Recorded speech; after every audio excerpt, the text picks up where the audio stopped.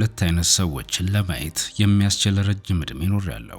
የመጀመሪያዎቹ በሕይወታቸው አንድ ነገር በጸጥታ በትዕግስትና ያለ ብዙ ግርግር የገነቡ ናቸው። ሁለተኞቹ ደግሞ ለምን ማድረግ እንዳልቻሉ ለማስረዳት ሙሉ ሕይወታቸውን ያባከኑት ናቸው። በእነሱ መካከል ያለው ልዩነት በጭራሽ ችሎታ አልነበረም፣ እድል አልነበረም፣ የተወለዱበት ቤተሰብ እንኳን አልነበረም። ልዩነቱ ሁለት አረፍተ ነገሮች ነበሩ፣ ሁለት ምክንያቶች፣ እምነት እስኪሆኑ ድረስ ብዙ ጊዜ የተደጋገሙ ቃላቶች። እናም እነዚያ እምነቶች ሙሉ ሕይወታቸው ሆኑ። ዛሬ እነዚያ ሁለት አረፍተ ነገሮች ምን እንደሆኑ እነግራችኋለሁ። ስትሰሟቸውም ለራሳችሁ ታማኝ እንድትሆኑ ፈልጋለሁ። ምክንያቱም አብዛኛው ሰው የራሱን ድምፅ ከሁለቱ ቢያንስ በአንዱ ውስጥ ያገኘዋልና። ምክንያት አንድ፣ ድሃ ሰው ሁል ጊዜ መጀመሪያ የሚናገረው ነገር ይህን ነው። ለመጀመር በቂ ገንዘብ የለኝም የሚለውን ቃል። ስለ ንግድ ዕድል የሆነ ሰው ሲነግረው ይህንኑ ይላል። ስለ ኢንቨስትመንት ሲሰማ ይህንኑ ይላል። ሌላ ሰው ባዶ እጁን ተነስቶ አንድ ነገር ሲገነባ ሲያይም ያንኑ ይላል። በላዩ ሲታይ ነገሩ ምክንያታዊ ይመስላል። ልክ ተጨባጭ ሁኔታዎችን ያገናዘበ ይመስለዋል። ነገር ግን ከአረፍተ ነገሩ ስር ያለው እውነተኛ ትርጉም ከመጀመሪያ በፊት ሁኔታዎች ሙሉ በሙሉ የተመቻቹ እንዲሆኑ እየጠበቅኩ ነው የሚለው ነው። ሁኔታዎች ደግሞ በጭራሽ ሙሉ በሙሉ አይመቻቹም፣ ለማንም ቢሆን በጭራሽ። በሕይወት ዘመኔ እውነተኛ ሀብት ሲገነቡ ያዩዋቸው ሰዎች በገንዘብ አልጀመሩም። የጀመሩት በውሳኔ ነው። ለማሳደግ ፍቃደኛ በሆኑበት ክህሎት ነው። ለሌላ ሰው ለመፍታት ፍቃደኛ በሆኑበት ችግር ነው። የመጀመሪያው ብር በጭራሽ በገንዘብ አይገኝም። የሚገኘው በተነሳሽነት ነው። ሰዎች ምንም ሳይኖራቸው በስልክና ለማግኘት ባላቸው ፈቃደኝነት ብቻ ንግድ ሲጀምሩ አይቻለው። ወጣቶች በ3 ወር ውስጥ ብቻ ጠቃሚ ክህሎት ተምረው ክፍያ ሲያገኙበት ተመልክቻለሁ። ሰዎች የሚያስፈልጓቸውን ነገሮች ሸጠው ያችን ትንሽ ገንዘብ እንደ የመጀመሪያው ጡብ ሲጠቀሙበት አይቻለሁ። ለመጀመር የሚያስፈልገው ገንዘብ በጭራሽ እውነተኛው እንቅፋት አይደለም።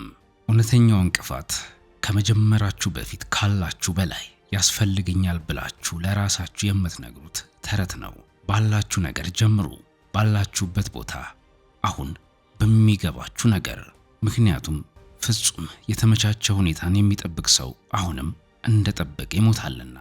አሁን ነገሩ ይበልጥ ከባድ ወደሚሆንበት ክፍል እንመጣለን። ምክንያቱም ሁለተኛው ምክንያት የመጀመሪያውን ያህል በቃል የሚነገር አይደለም፣ ዝም ያለ ነው። ይበልጥ ግላዊ ነው፣ ይበልጥ በጥልቅ የተቀበረ ነው።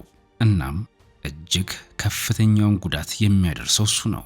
ሁለተኛው ድሃ ሰው ሁልጊዜ የሚናገረው ነገር ይህ ነው። ይህ አይነት ስኬት እንደኔ ላለ ሰው አይደለም። አንዳንዴ ድምፁን አውጥቶ ይናገረዋል፣ ይበልጥ አብዛኛውን ጊዜ ግን ዝም ብሎ ያስበዋል። ሌላ ሰው ሲያሸንፍ ባየ ቁጥር፣ አዲስ ዕድል ብቅ ባለ ቁጥር፣ አዲስ ነገር ለመሞከር በተቃረበ ቁጥር ሁሉ ይህንን ይናገራል። እነዚህ ስኬቶች ዘመድ ላሏቸው፣ ትምህርት ላላቸው፣ ትክክለኛ የቤተሰብ መነሻ ላላቸው፣ ከኔ የተሻለ ዕድል ላላቸው ሰዎች ነው በማለት ያብሰለስላል። ይህ አረፍተ ነገር ከየት እንደሚመጣ እረዳለሁ። በእውነትም አውቀዋለሁ። ሕይወት ፍትሃዊ አይደለችም። አንዳንዶች በብዙ ነገር ይጀምራሉ፣ አንዳንዶች በሮች ለሌሎች ይበልጥ በቀላሉ ይከፈታሉ። ይህ እውነተኛ ነገር ነው፣ አልዋሽም።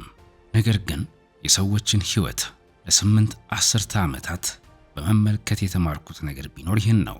ስኬት ለሱ እንደሆነ የማያምን ሰው ለዚያ እምነቱ ማስረጃዎችን ባየበት ቦታ ሁሉ ያገኛል።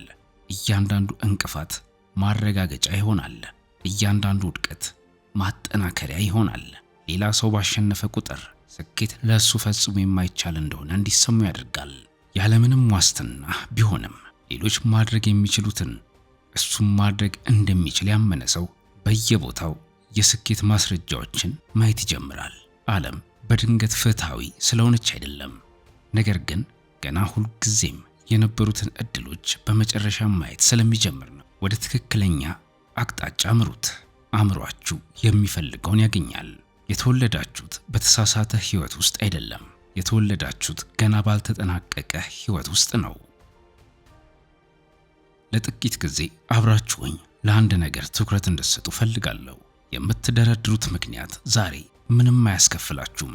ቀላል የሆነውም በዚህ ምክንያት ነው። ዛሬ ከሰዓት ከኪሳችሁ ገንዘብ አይወስድባችሁም። በዚህ ሳምንት ወይም በዚህ ዓመት እንኳን ምንም አያስከፍላችሁም። ሕይወት ዛሬ አታስከፍላችሁም። የምታስከፍላችሁ በኋላ ላይ ነው። አንድ ቀን እድሜያችሁ ሲገፋ ወደ ኋላ መለስ ብላችሁ ታያላችሁ። እነዚያ ሁሉ በምክንያት ያባከናችኋቸው ዓመታት እውነት ምን ያህል እንዳስከፈሏችሁም ያኔ ይገባችኋል። በሕይወታቸው ማብቂያ ላይ ያሉ ብዙ አረጋውያንን አግኝቻለሁ። ባልተሳካላቸው እድሎች አልተቆጩም። የተቆጩት በጭራሽ ባልሞከራቸው እድሎች ነው። ምክንያቱም ካልሞከራችሁ የሚነገር ታሪክ አይኖራችሁም፣ የምትማሩት ትምህርት አይኖራችሁም፣ ወይም መኖራችሁን የሚያስረዱ ጠባሳዎች አይኖራችሁም። ህልማችሁን መኖር የነበረባችሁ ቦታ ላይ ባዶ ቦታ ብቻ ነው የምታገኙት። ምክንያት መደርደር ዛሬ ከህመም እየጠበቃችሁ እንደሆነ ይሰማችኋል። ነገር ግን በእውነት ወደፊት እጅግ ትልቅ ኪሳራን እያመጣባችሁ ነው። ከዓመታት በኋላ ደግሞ ያ ኪሳራ ችግር የለውም ብላችሁ ካሰባችኋት ከአንዲት ትንሽ ምክንያት የጀመረ መሆኑን እንኳን ላታስተውሉት ትችላላችሁ። ስለዚህ ይህን ቪዲዮ ከመዝጋታችሁ በፊት አንድ ነገር ልጠይቃችሁ። ከሁለቱ የትኛው ነው በአእምሯችሁ ውስጥ ያለው? ለመጀመር በቂ ገንዘብ የለኝም ወይስ ያ አይነት ህይወት እንደኔ ላለ ሰው አይደለም የሚለው? ሁለቱም ጥበብ ይመስላሉ። ሁለቱም ጥንቃቄ ይመስላሉ። ሁለቱም ምክንያታዊ በሚመስል ቋንቋ ተሸልመው ያላችሁበት ቦታ ላይ ብቻ ከመግታት ውጪ ምንም ሳያደርጉ ለዓመታት በአእምሯችሁ ውስጥ በጸጥታ ይቀመጣሉ። እኔ ያወቅኳቸው ቁጭት እንደያዛቸው የሞቱ አረጋውያን በወሰዷቸው እርምጃዎች አልተቆጩም። ተስፋ እንዲቆርጡ አእምሯቸውን አሳምነው ሳይሞክሯቸው በቀሩት እድሎቻቸው ነው የተቆጩት። ምክንያት ወይም ሰበብ በሕይወታችሁ ውስጥ እጅግ ውድ የሆነው ነገር እንዲሆን አትፍቀዱለት። ዛሬውኑ ሙሉ ሕይወታችሁን መለወጥ አያስፈልጋችሁም።